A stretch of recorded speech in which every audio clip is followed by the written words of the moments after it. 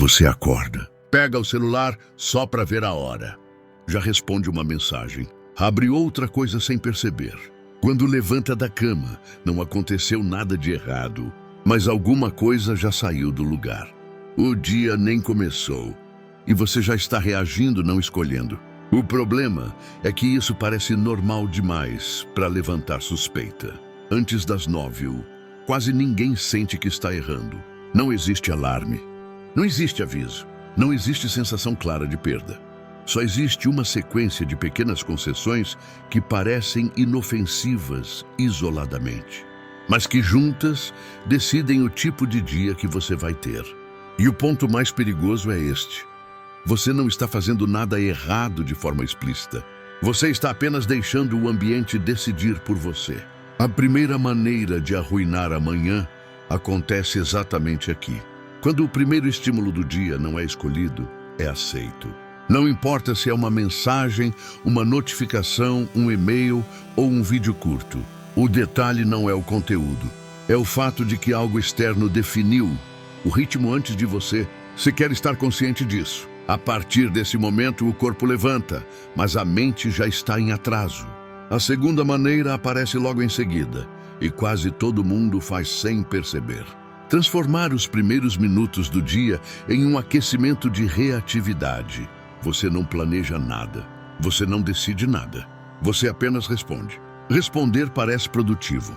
Responder dá sensação de movimento, mas responder cedo demais ensina o cérebro uma regra silenciosa.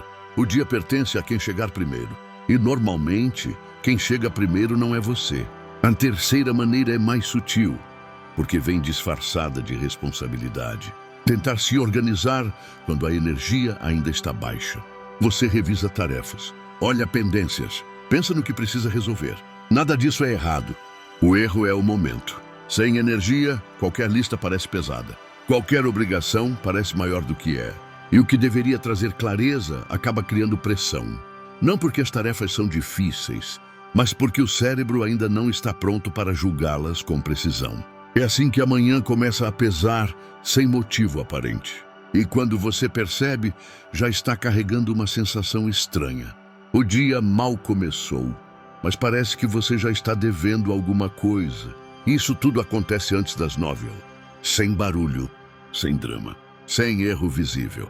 A quarta maneira de arruinar a manhã não parece um erro, parece maturidade. Ela acontece quando você tenta pensar demais, cedo demais. Você acorda e começa a simular conversas, antecipar problemas, imaginar cenários, resolver coisas que ainda nem existem.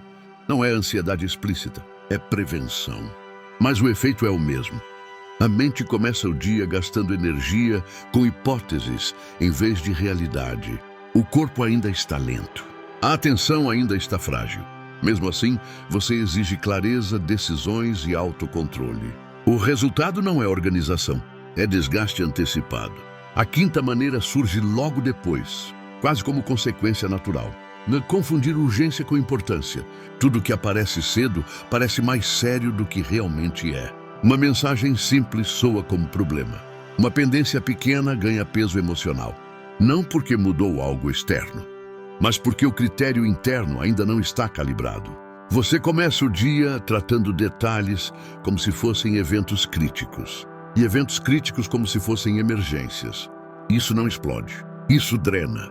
A sexta maneira é silenciosa e socialmente aceita. Consumir informação antes de produzir qualquer direção própria. Notícias, opiniões, conteúdos rápidos, atualizações. Nada disso é inútil por si só.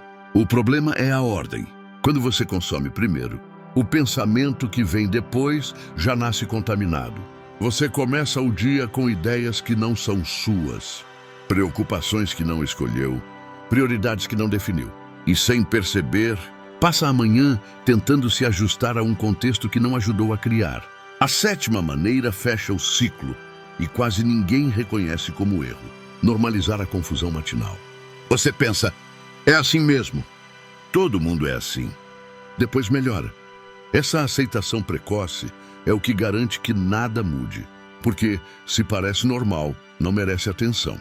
E se não merece atenção, continua acontecendo. É assim que amanhã deixa de ser um começo e vira apenas uma continuação do cansaço de ontem. Não existe colapso.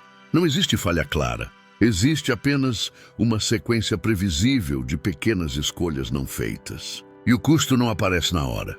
Ele aparece mais tarde, quando você tenta focar e não consegue, quando tarefas simples parecem exigir esforço demais, quando o dia avança, mas a sensação é de atraso constante. E tudo isso começou antes das 9 horas, sem perceber. O mais desconfortável nesse padrão é que ele não parece um problema específico. Não existe um único ponto para culpar.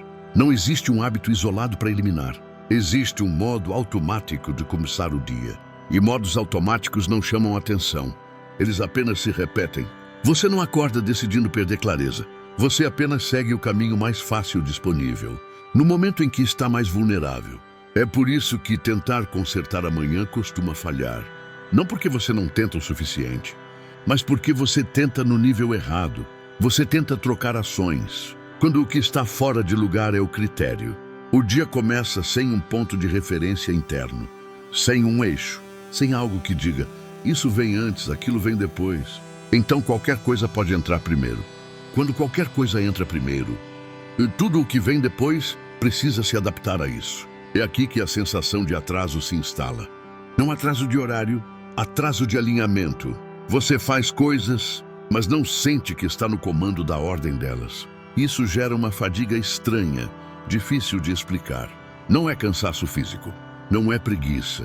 É o esforço constante de tentar organizar um dia que já começou desorganizado. A maioria das pessoas tenta resolver isso mais tarde, no meio da manhã, depois do café, quando as coisas acalmarem. Mas esse momento quase nunca chega, porque o que foi definido cedo passa a ser defendido o resto do dia. Você protege o caos inicial, chamando-o de realidade. Chama de rotina, chama de vida adulta. E assim o padrão se consolida. O curioso é que, se alguém observasse sua manhã de fora, não veria nada absurdo. Você acorda, interage, se informa, planeja, responde. Tudo parece razoável. O problema é a soma, a ordem, o momento. É por isso que esse tipo de desgaste é tão difícil de nomear. Ele não vem de excessos óbvios, vem de microdesvios repetidos. E quanto mais eles se repetem, menos você questiona. Não porque concorda, mas porque se acostuma. É aqui que muita gente para de prestar atenção em como começa o dia e passa a focar apenas em sobreviver a ele, sem perceber que o dia nunca foi o problema. O problema sempre esteve nos primeiros minutos, quando tudo ainda parecia pequeno demais para importar. Talvez o ponto mais incômodo seja este. Nada disso exige um grande erro para acontecer. Você não precisa procrastinar, não precisa perder horas, não precisa fazer escolhas ruins de forma consciente. Basta não escolher nos primeiros momentos. Quando o início do dia é deixado em aberto, ele é preenchido automaticamente pelo que estiver mais próximo, mais fácil, mais barulhento. E depois que esse preenchimento acontece, o resto do dia passa a ser uma tentativa constante de correção. Você tenta recuperar foco, tenta ganhar ritmo, tenta entrar no dia, mas sem perceber, já está lidando com consequências, não com causas. É por isso que tantas pessoas sentem que vivem ocupadas, mas raramente sentem progresso real. O esforço existe, o movimento existe, a intenção existe. O que falta é direção inicial. E direção inicial não é planejamento complexo, nem rotina perfeita, nem disciplina rígida. É apenas o critério que decide, o que não pode vir primeiro. Quando esse critério não existe, qualquer estímulo serve. E quando qualquer estímulo serve, o dia nunca começa de verdade. Ele apenas continua. Continua o cansaço, continua a confusão, continua a sensação de estar sempre um passo atrás. Não porque você não está tentando, mas porque está tentando tarde demais. Antes das 9, quase tudo ainda parece pequeno, inofensivo, ignorável. Mas é exatamente aí que o dia é definido. Não pelo que você faz depois, mas pelo que você aceita antes. E, enquanto isso continuar passando despercebido, amanhã vai seguir sendo apenas o início de um dia, que já nasce cansado. No próximo vídeo, eu vou mostrar o primeiro erro invisível que acontece antes das 9. E porque quase todo mundo defende esse erro como se fosse inofensivo.